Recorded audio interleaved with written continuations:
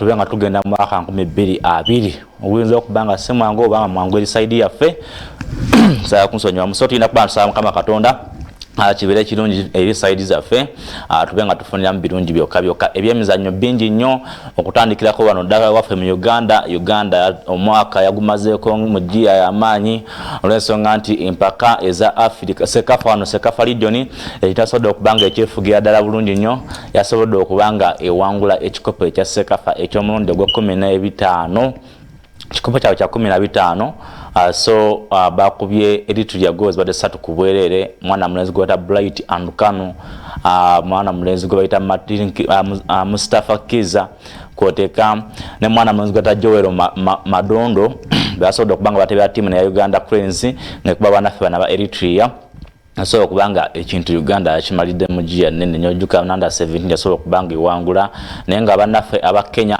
be bakutte ekifo ekyokusatu bakubye Tanzania goals abadde 2-1 mu mpaka ezo za Sekafa zikomekerezebwa naye nga MVP yabadde Robero tali ku Mike yasobola okubanga abeera MVP mwana mulenzi wa Eritrea ate top scorer yabadde Oscar Wamalwa wabanafe bana bakenya kubye goals badde 3 ate fair play award bajiwadde team ya Uganda Cranes ate best goalkeeper abadde Charles Lukwago owagwanga ya Uganda Cranes kutekana team eno ya KCC so kyasobodde okubanga kitambula mu mpaka ezo eza Sekafa Senior Challenge Cup ngawe zasobodde okubanga zitambula omulundi guneeno nga nvuddeko kawo onako lwaleero tugenda kubeera n'omupiira ogusibula Steven Bengo oba josobola okubanga uta Steven Bengo testimonial match onako lwaleero Kabaka Kyabagu Stadium wali ewakisha bannaffe tugenda kuba ne match zigenda kubeera 2-2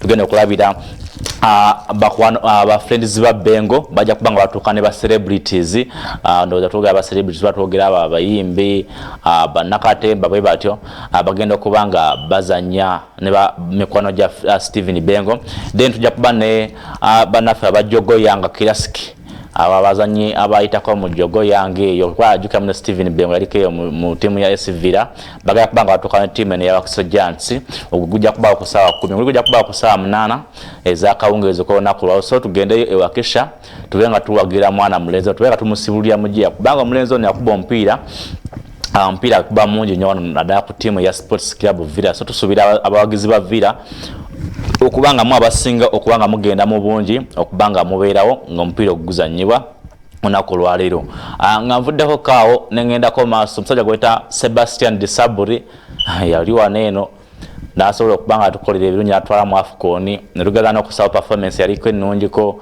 zijjukira tiimu ya Senegal asobola okubanga etujjawo nasobola okubanga endagaano yagiragira ne bagifuulafuula n'agamba agenze gye bamuwa akasente akangi mu ttiimu ya Pyramids FC naye tebyamutambulidde bulungi olw'ensonga onako lw'eggolo yasobodde okubanga alusuka basobodde okubanga bamukwata ku nkoona bamugobye ebisale bwayita oyo Sebastian Disaburi nasobola okubanga kintu akita kati Disaburi basobodde okubanga musikiza mwana mulenzi gwayita Abdel Safi basobodde okubanga bamusikiza yaliko coach wa timu Al Ahly yasobodde okubanga ajja abeerawo nga interim coach Disaburi yabadde yakoma okuwangula omupiira mwezi gwa 10 so abadde agenze mpira menyo nga tawangula timu ajese mu kifo kya 7 ne bagamba si ejja okuba emmanya y'enkoko ne basobola okubanga bamuta mwana mulenzi gwata Sebastian Disaburi nga kyasobodde okuba nga kitambula nga tugenze ko fixture weekend ngagenda okubanga etambula eso Action Park tubanga ligi ezimu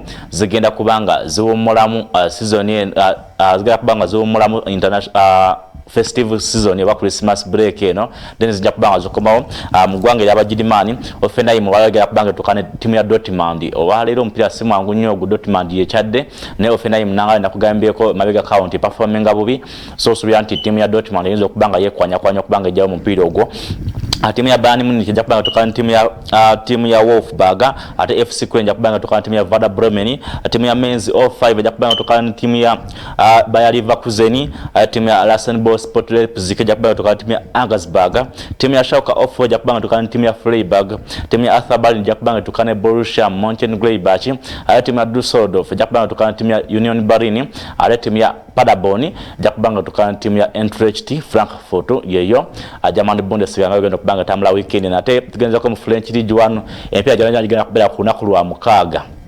Dijo ejja kubanga tukana timu ya Metis, timu ya Marseille ejja kubanga tukana timu ya Nimes, timu ya Monaco ejja kubanga tukana timu ya Lille, timu ya Montpellier ejja kubanga tukana timu ya Brest, ate timu ya Nantes ejja kubanga tukana timu ya Angers, ate timu ya Nice ejja kubanga tukana timu ya Troyes, timu ya PSG ejja kubanga tukana timu ya Amiens, timu ya Reims ejja kubanga tukana timu ya Lyon, ate timu ya Rennes ejja kubanga tukana timu ya Bordeaux, ate Strasbourg ejja kubanga tukana timu eno ya Saint-Etienne mu Ligue ya Faransa. Ate nga tugeza ko mu Ligue ya Italy Fiorentina ejja kubanga tukana timu ya Roma olunaku olwaleero, ate olunaku olw'enkya Udinese ejja kubanga tukana timu ya Cagliari, Inter Milan ejja kubanga tukana timu ya Genoa, ate Torino ejja kubanga tukana timu ya Spal, ate ku lunaku olw'Essande Atalanta ejja kubanga tukana timu eno AC Milan. Mupiira si mwangu nnyo naddala ku ludda AC Milan taperforminga bulungi nnyo, ate timu ya Lecce ejja kubanga tukana timu ya Bologna, Parma ejja kubanga tukana timu ya Brescia, kwoteka Sassuolo ejja kubanga tukana timu eno eya Napoli olunaku olw'enkya.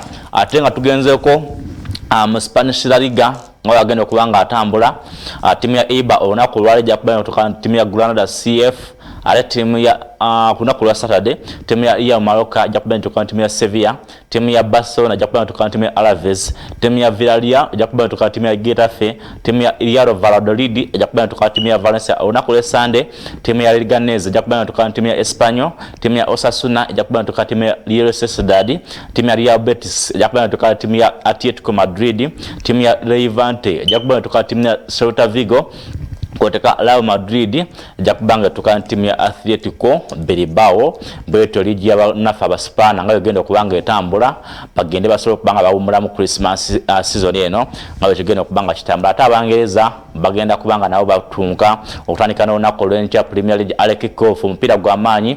Timu ya Everton ejja kubanga tukana timu ene Arsenal, bonna bonna tebalina bakochi, balina ba interim managers, naye nga kigambibwa olunaku olwaleero timu ya Arsenal esuubira okubanga erangirira Mikel Arteta. Jjukira olunaku olw'eggulo Frederick Yumba gabadde alina press conference ne basobodde okubanga bagisazaamu ne bamugamba press conference ejja kuba olunaku lwaleero, nga kigambibwa nti baagala Mikel Arteta yabanga ajje akole press conference eyo oba okubanga bamwanjuliramu press conference egenda okubanga olunaku olwaleero. So tusuubira Arteta okubanga bamulangirira. Ajjukira basobodde okubanga bakiziganya ne Man City okubasasula obukadde 2 okubanga baliiririra contract ya musale gwata Mikel Arteta. So olunaku olwaleero abawagizi ba Arsenal mubenga musuubira Mikel Arteta okubanga ajja abatendeke. Nenga kogo mpira timu ya Arsenal Dani Ceballos mulwadde Robo Holding gwaita Tiane oyo bamyezi 2 nga taliwo, kwetakana Grant Xhaka ne taliwo, tebajja kubanga bazanya mpira gwa lunaku lwankya. Nenga timu ya banafa ba Everton Lucas Digne taliwo, timu so bata Gomez Schneiderling kwoteka Fie Walcott bajja kubanga bazanya mpira gwa lunaku lwankya. Nenga mpira gujja kuba gwa lunaku gujja kuba mpira gwa maanyi nnyo. Nenga Duncan Ferguson kyakasiddwa yajja kubanga abeera mu mitambo gy'ogwo omupiira nga coach wa banafa ba Everton. Ancelotti ajja kubanga ajandooza mipira egiddako mu maaso, naye nga Duncan Ferguson kikakasidwa ajja kubanga abeera mu mitambo ogwo. Ne Arsenal tunakubanga tukakasa ana nabeera ku touchline yaabwe olunaku olw'enkya. Aston Villa ajja kubanga tukana timu ya Southampton, timu ya Bournemouth ajja kubanga tukana timu ya Burnley, Brighton ejja kubanga tukana timu ya Sheffield United, ate Newcastle ejja kubanga tukana timu ya Crystal Palace, timu ya Norwich City ejja kubanga tukana timu ya Wolves, kwoteka timu ya Manchester City ejja kubanga tukana timu ya Leicester City. Waliwo okulya n'okkombe sowaani omu akulembedde munne. So Man City yakubanga ekakubira ddala kana akasajja kajjeyo kazze mabega kalenga kava mu kubo lyabwe. Man City naye kirina okubanga ekola nakubira bwekubizi, naye nga musajja gwata James Maddison alinamu akanoko katono nnyo, ajja kubanga akeberebwa okulaba nga ki anaaba azanya omupiira gwo. Naye nga Aguero yakomyewo ne Laporte akyali mulwadde kwotekana John Stones bakyali balwadde, naye nga Man City ndowooza erakerako ku nkizo katono nnyo. Naye nga Leicester City nga twali tugirabye ebadde ina ngeri gyekwasaganyizza mu season eno. So katulinde tulaba nga gunasobola okubanga otambula mu ngeri emu. Olunaku lw'Essande waliyo emipiira giri 2 mirambirira Watford ng'ekyaza timu ne Manchester United. Man U ebadde eriko ku form nnungi ko Watford tebitambula bulungi, simanyi oba Watford enesobola okubanga ewangula omupiira guno oba Man U neekuba, naye nga Watford amaanyi eyinza okubanga ejja nekola ekisingawo olw'ensonga nti ne injuries zaabwe otunulako tebalina nnyo balwadde bali awo bamaanyi abazanyi bonna badde beesigamyeko sizoni eno webali so maniyo oyinza okubanga nayo giwa upper chance kugwa omupiira naddala nga ekyalidde Watford wali ku Carroll Road ate ttiimu ya Tottenham Hotspur wali ku London Stadium ejja kubanga ekyaza ttiimu ya Chelsea ebeera London Derby mupiira si mwangu wadde n'akatono Chelsea bakubwa ku weekend Spurs ebadde epikinze naddala nga balina Jose Mourinho wano abeera obbi ku ttiimu ya Chelsea so ayagala kubanga abalaga wakuba ali ku Man U kyamwokya naye kyensuubira nti Spurs erina experience nene ku abazanyi bayo balina experience okusinga ku bazanyi ba Chelsea ne coach waabwe Jose Mourinho ndowooza amanyi okwandolinga emipiira gino eno so kyensuubira nti omupiira tegujja kuba mwangu nnyo ku ludda ttiimu ya Chelsea wabe kinabeera ku side eyo mawulire Saja Liverpool eggulo musajja amumaliriza ddala ne mwadjaze namba 18 takumi minamino ya mwadjaze namba 18 yagenda okubanga ayambala ku ludda lwa Liverpool so batandikidde mu gia bannafe abali bapulunga basayininga omusajja oyo yagambye nti yeego omusajja wayita Luis Nazario Ronaldo Dalima gwe yegomba nti yali musajja w'amaanyi nnyo nti naddala mu World Cup yali mu 2-2 yagendako ewaabwe Japan yo nabanga akikwasaganya nasobola okubanga gwasinga okubanga yegomba engeri gyazanyamu omupiira n'agamba nti yabadde yegomba ttiimu ya Liverpool so yabasuubiza ebintu binnyo nti yayagala okuwangula era baba tebawangudde kimuluma nnyo ku mutima gwe so Liverpool omuzanyi gwe yaleese nga lumu January ajja kubanga abeegattako omuvuddeyo ku Liverpool Mesut Ozil kigambibwa nti ayinza okugenda mu ttiimu ya Fenerbahce ku looni mu January ono aganye okubanga akonsentratinga ku ttiimu ya Arsenal abeera on and off form ye abawagizi n'abatandise okubanga bamuŋoola bagamba tawaayo kimala ku ttiimu eno eya Arsenal so bagamba bayinza okubanga bamuta agende nekyala nti ttiimu takyagikolera kisingawoko omusajja gwe bayita Mesut Ozil nga wekisobola okubanga kitambula mu mbeera eyo eya ttiimu eya Arsenal amawulire go mangi Paulo Pogba Man U yeevaayo egamba teyagala kubanga emuta mu January kugenda mu ttiimu ya Real Madrid naye nga ate Paulo Pogba alabikanga ttiimu eno ya Manchester United gyalabikanga akoye ayagala kubanga yo agivaako apenga anoonya ekibanja ewalala lw'ensonga nti bano tebamwagaliza ku Man U abagizi bonna kati bagamba agende kasika bafuna Scott McTominay bagamba onabenga baviira ku ttiimu abenga anoonya ekibanja ekirala ate sayagaweta Carlo Ancelotti yagambye bw'amaliriza okubanga ayegatta ku ttiimu ya Everton ayagala kubanga asooka kusayina omusajja Zlatan Ibrahimovic gw'aba aleeta ku ttiimu eno ya Everton abenga amukubira amagoolo nga wekisobola okubanga kitambula ku ttiimu eyo nyala kubanga mbagaliza weekend ennungi 8256 ajje nga abatwale Hannington webali nnyo omugwokola amabega wa kamera awo omulangira Fiki mu control room kwetakaniriganiri Kintale Angelo okutumirako nnyo kyebale ekintu ky'okwasaganya awo ze senior Michael of Uganda weekend ennungi mubeere bulungi mweraba.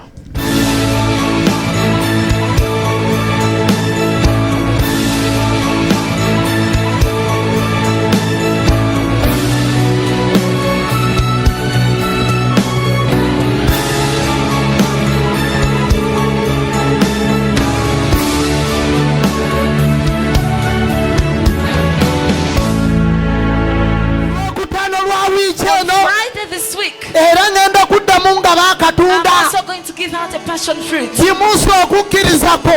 up your faith. You come on Friday night this week. I'm going to give you a passion fruit. You eat it. Much as you've been eating it. It wasn't different. It was for no reason. But this time around, come and eat this passion fruit. That has a reason. On Friday night this week. Even on Sunday, I'm going to give out fruits, bananas. You see, they're like for mad people, but they work for that one who believes. I said they work for that one who does what? That one who believes. Even on Sunday this week, come and I give you a banana. Come and I give you a banana, the one they call the softener of hard issues. That is your boarding place to travel abroad. You are going to soften it just like a banana. Part of building houses. You are going to soften it just like a banana. gabibwa ku Sunday eno. Banana is going to be given this Sunday. Ate akatunda kagenda gabibwa olwokutaano olw'wiiki eno. On Friday this week.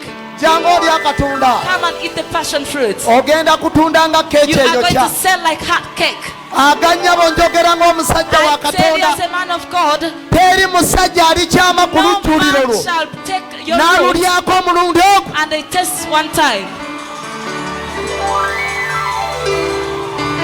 Aganyabo njogera nga nabbi wa I Katonda. promise you as a prophet of God, N'eyalyamayo even the one who bypassed once, eyakyamayoko omundi the ogumu one who bypassed lazima your olina area okutta once, he has to come asasulire back and ogwo pay omulundi gwe yali ewuwe. for the food he ate at your dining table. Yes! Tosubwa Katonda Don't miss the passion fruit ku lwokutaano lwa wiiki eno. on Friday night this week. Tosubwa okulya eryenvu Don't miss to eat a banana ku Sande ya wiiki on eno. Sunday Miracle Moment this Kubira week. Yesu engalo z'amaanyi.